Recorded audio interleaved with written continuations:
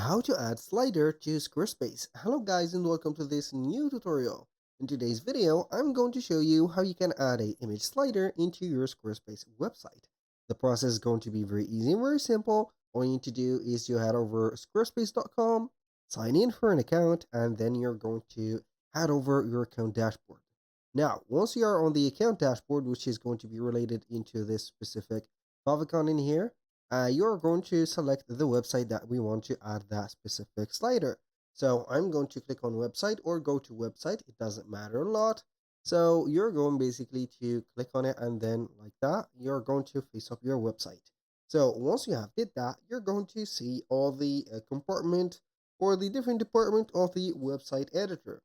So right there, this mission or the today's video procedure is going to focus on adding a section or a specific section that will contain a slider or an image slider. So what else can we slide aside from images? Now, as you can see, we're going to head over the page that we want to add that specific slider to. Maybe we're going to add it at the home page or whatever page that we have. Click on edit, and then we're going to see the different, as you can see, sections in here. So we are going basically to add a new section by clicking on the intersection between two sections. I have differentiated the color of the two sections in here. So you're going to remark or notice that it has a limit. Now, click on add section, and from here we're going to select a specific type of section. We're going to have here, as you can see, the sections. We're going to scroll down until we're going to see images. We're going to select images.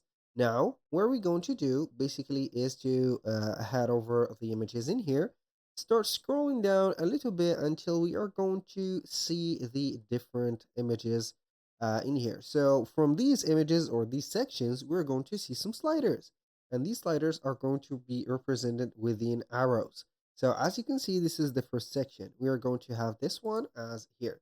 So I'm going to add it real quick.